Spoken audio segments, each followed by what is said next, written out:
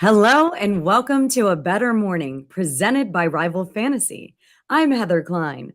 Rival Fantasy is the all-in-one fantasy sports platform. Let's welcome today's panel. Fantasy Alarm lead NFL analyst and host of Fantasy Fiasco, Andrew Coop Cooper. Award-winning host, the Fantasy Exec, Corey Parson. Host of Her Story in the Making, Britt's Fantasy Blitz, and co-host of Lightning Round, Britt Flynn. Welcome, everybody, and happy Friday to you. Morning, guys. Happy Friday, Heather. Hey, what's up, everybody? Happy Friday. We got Crunch Time Baseball. NASCAR's at Daytona. We got last week of preseason football. Sports are just heating up, baby. It's time. Fall It's is an the best time. time of the year. That's right. Yes. Well, let's get to it, guys.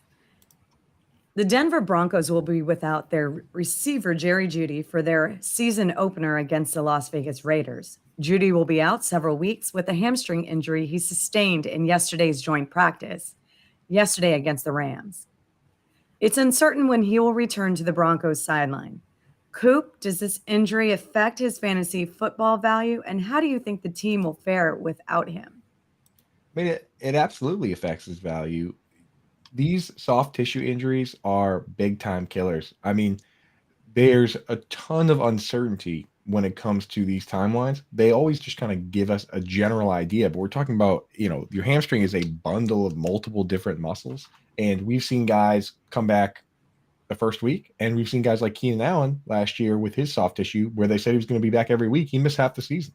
So in this particular instance, I'm putting the yellow tape around this guy, especially on formats like Underdog, where ADP doesn't update for a while. So for a guy like Jerry Jeudy, I'm moving him down, and it makes it a lot easier for me to draft Cortland Sutton, who I was already drafting, and it makes it a lot easier for us to draft Greg Dulcich, who I'm sure Britt is going to tell us all about because she wrote the foremost article on Greg Dulcich already over on fantasyalarm.com. Yeah, I've been about Greg Dulcich for a while, but not just because of injury. This injury does help him, but I'll get into that in a second. But yeah, like you said, Coop, soft tissue injuries are nothing to play around with. And Jeudy has kind of been plagued with injuries since he entered the league. Even hearing that he was carted off knocked him all the way down to the 6th or 7th round in some drafts yesterday, just with that immediate reaction. And depending on the results of the MRI, he could fall even further. The several weeks were just a baseline measurement, and if it is more severe, he's going to fall off dramatically. This does open the door for Cortland Sutton, like you said, to step up, as well as Greg Dulcich, who Sean Payton has constantly mentioned as being in the joker role that he loves to play in his offense. So I think that you actually see those two shoot up in ADP quite a bit over the next 2 weeks. Hopefully it's nothing serious for Jeudy, but it's not looking good.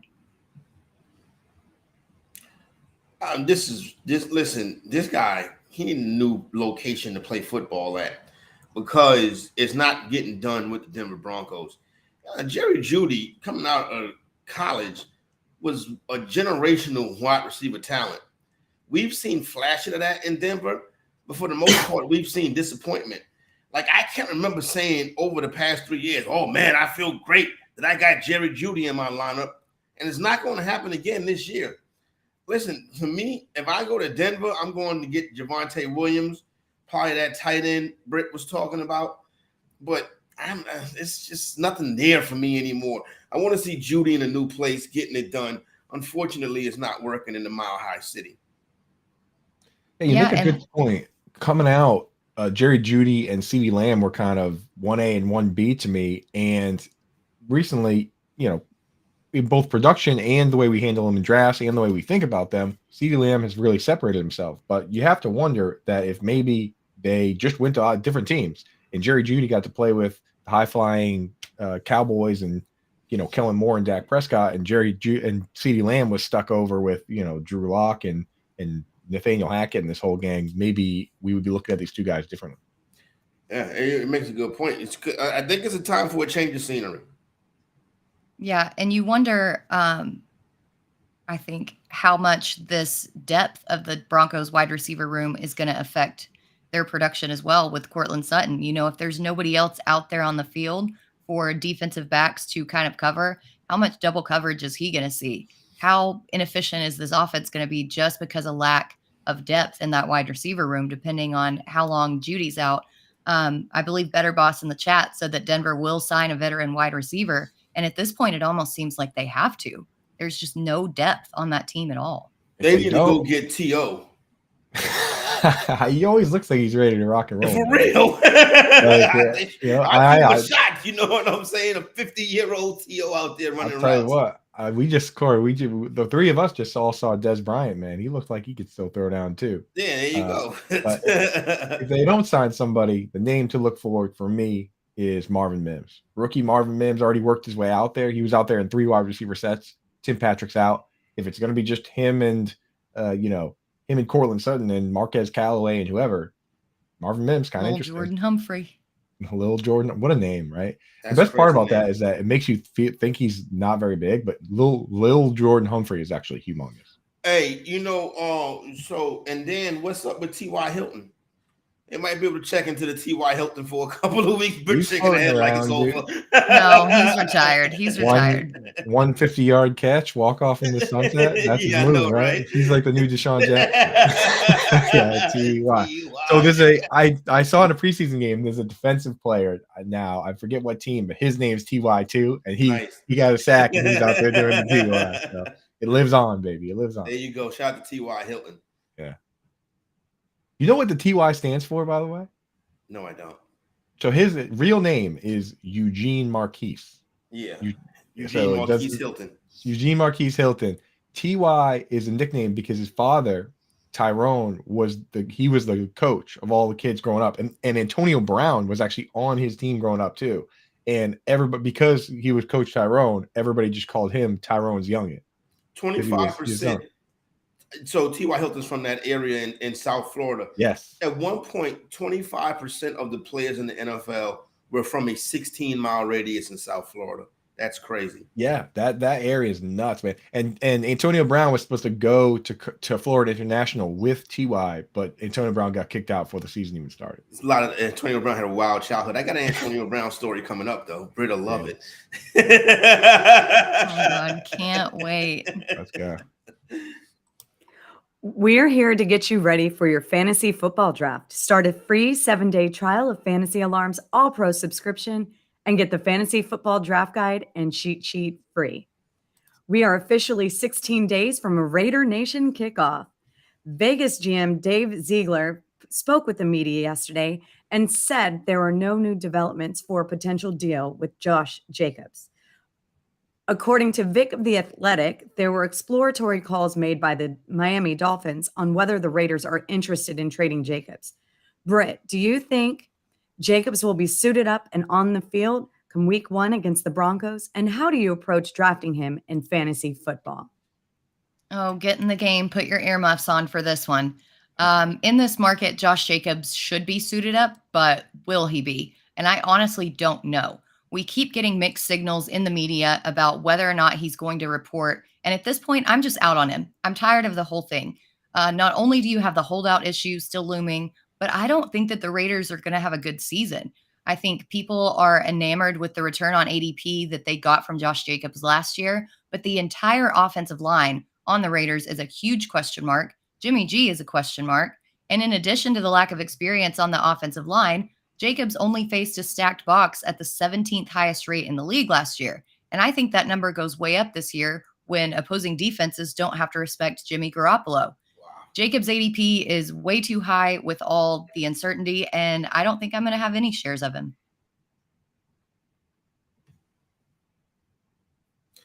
It's my turn. Josh Jacobs will be there for week 1, and he'll be there because Le'Veon Bell already told him dudes don't miss no paychecks. So Josh Bell is probably in Alabama or somewhere right now, practicing, getting ready for the season. You don't got to worry about him tripping over a 4th-string offensive lineman and tearing his ACL. He'd be there. When it's time for that week 1 check to cut, Josh Jacobs is going to walk into that facility, get that bag. So I'm not even tripping off of him being there week 1. Now, I am much more optimistic on the Raiders' upcoming season than most. So I'm drafting Josh Jacobs. I'm buying the dip in ADP.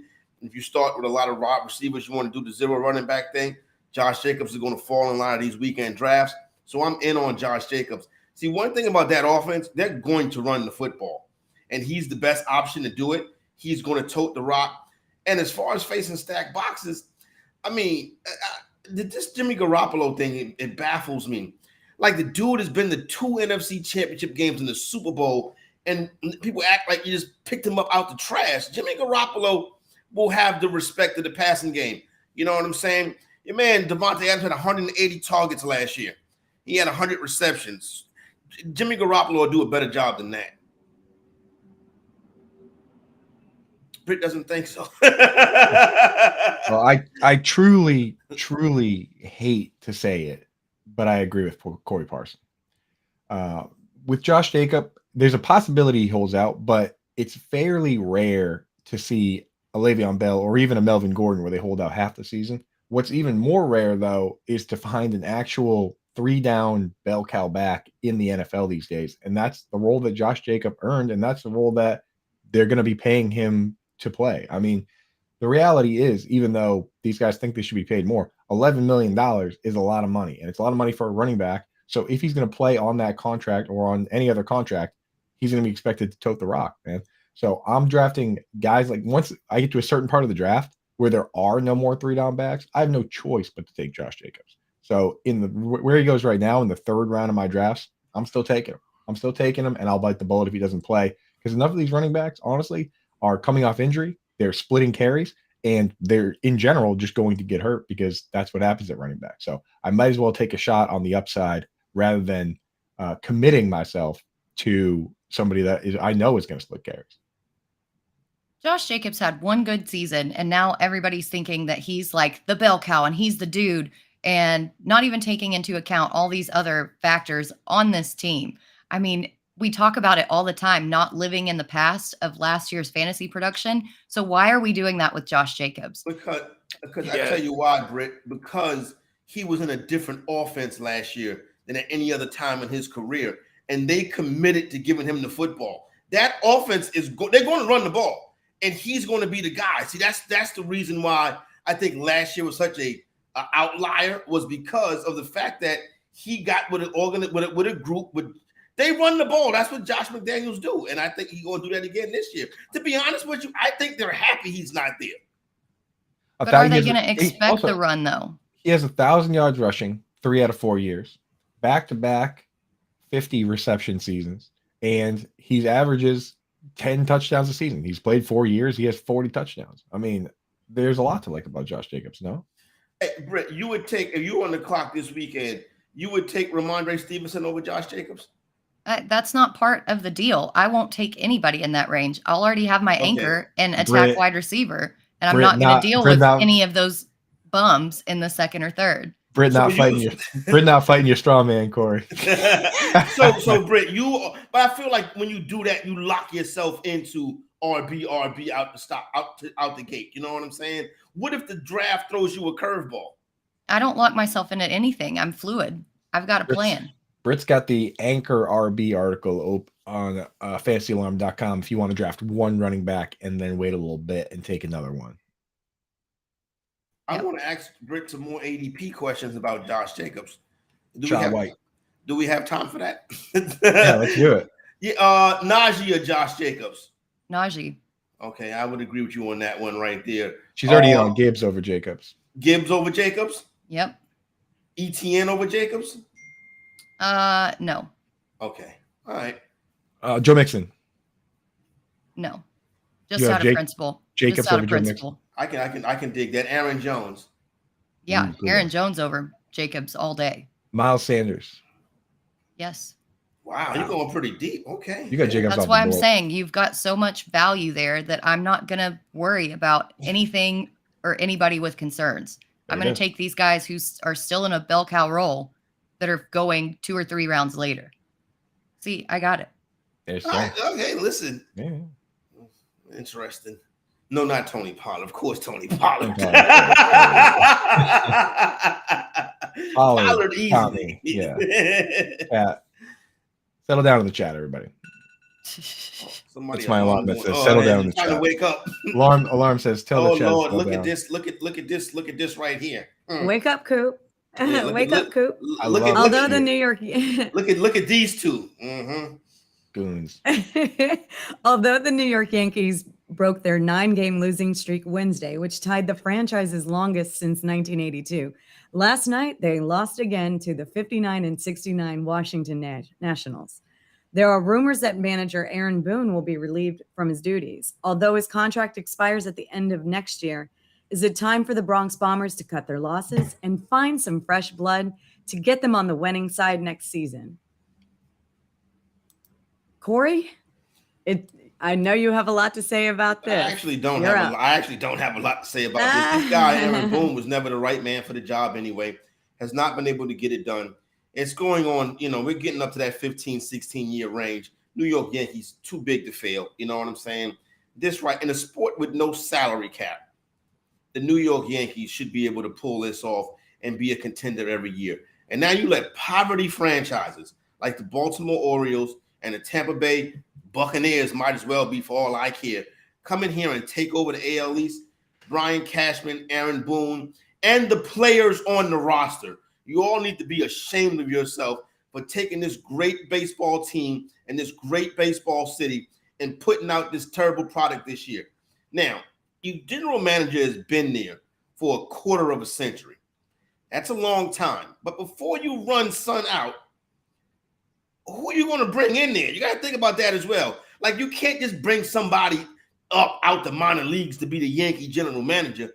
It's got to be somebody with a track record who's been successful, who can put together championship rosters. If that guy is out there, go ahead and do the deal. But let's not be so quick to get Cashman out of town. But you definitely got to get Aaron Boone out that joint. I want to go to another ticker tape parade. I'll tell you, I mean, the Yankees, to put in perspective for people who haven't been paying attention, they lost 9 straight games recently in the middle of their getting swept by the rival Red Sox in the real town of titles. Wow. They have not done that. They have not lost 9 straight since 1982. That's like 40 years ago. And if they had lost one more, luckily, Aaron Judge hit 3 bombs and just won the game by himself. If they had lost 10 in a row, that would have been the first time since 1913. So this team historically poor this year. Obviously, any other team in that situation fires the coach, but I got to ask, why is Brian Cashman, why does he have like a lifetime contract? If he's the one putting these teams together with an unlimited payroll, with all the creativity and the freedom in the world, why is he untouchable? So I get what Corey's saying. You got to find the other guy, but maybe it is time to find the other guy because you look around. If any other franchise gave Giancarlo Stanton that contract, their franchise would be ruined. So just the fact that they're the Yankees allows for those mistakes, but maybe it is time to start looking around. Yeah, I've never been to New York, but I've met enough people who are from New York to know that they are a proud bunch and they are not going to tolerate losing. The pitchforks are coming out if they're not already out. The Yankees have made it to the postseason for the past 6 years in a row, but admittedly, much like the Dallas Cowboys, it doesn't matter if you can't get over the hump and make it to the World Series.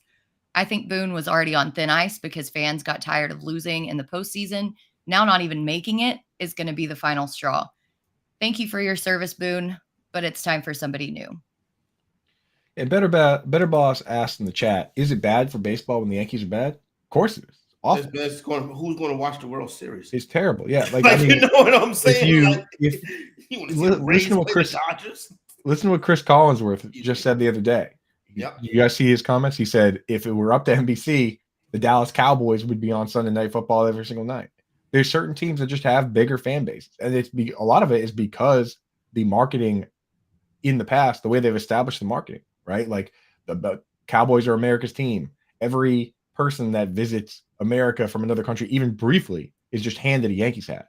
Like that's how it goes. I mean, look, they sucked Corey Parson in, right? Like so. These are truly though America's teams, and they have the giant media marketplaces. Of course, you want these teams to be good.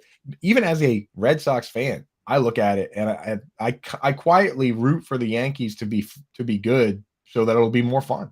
It's funny when they're bad, but it's more fun when they're good. Yeah, I would agree with that. And yeah, Yankees Dodgers MLB dream, Right. historic rivalry. In the best case scenario, both the Yankees and the Red Sox are good, and that makes for the best baseball.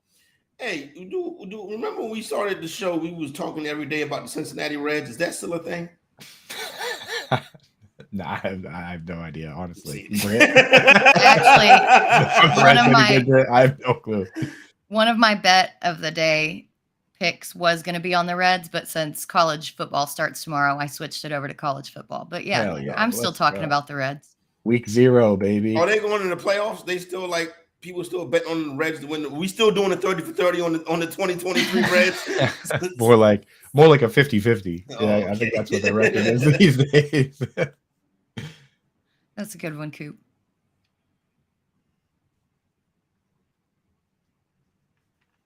Now it's time for Dealer's Choice. Give us your best bet. It can be on any topic and any sport. Britt, what do you have for us today? So, like I said, I was going to take the Reds money line at plus 135 against the Diamondbacks. We can skip that because college football does start tomorrow, and it's just a little more fun to bet on the start of the season. So getting ready for college football, I'm going to take San Jose State at plus 30.5 against USC at negative 108 odds.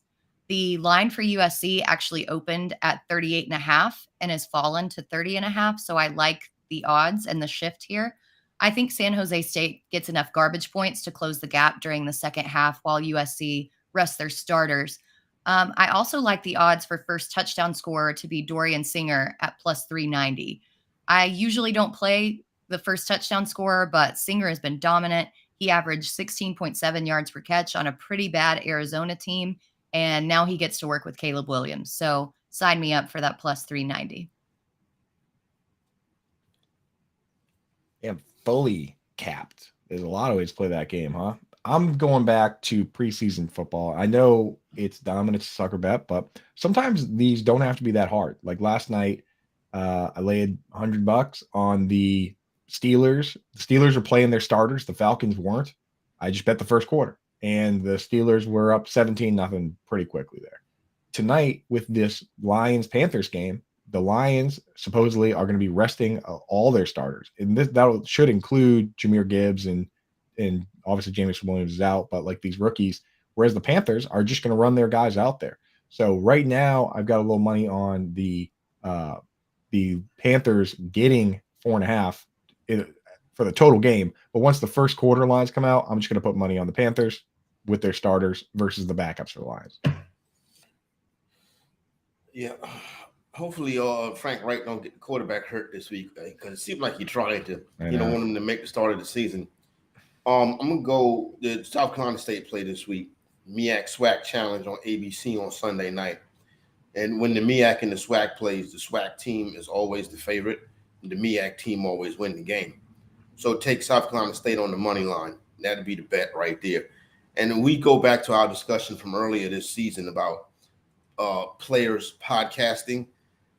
It's coming. It's coming, Britt. I just read that Antonio Brown will be joining Cam and Mace on It Is What It Is for the football season. So, oh, no. Yeah, so Antonio so Antonio Brown analysis is coming our way, Britt. That better not be live. Man. Yeah, that's live, what I was going to say. They better have like some delay on that broadcast because we don't want to see no eggplants on the screen. No, let's not do that. I'll tell you though, we don't need any more basketball podcasts, man. Paul George already he perfected it. He's the man. Yeah, now when he retires, he's going to go to a broadcast booth. You think so, man? Yeah, he's very good. He could just be doing it, but they'll throw some big money at him. Yeah, the big money. Yeah, but I mean, he could go the Pat McAfee route and just say, "Hey, I got my own thing, and if you want it, it's big money." It makes sense too. Yeah, because he crushes too. All right, have a good weekend, everybody.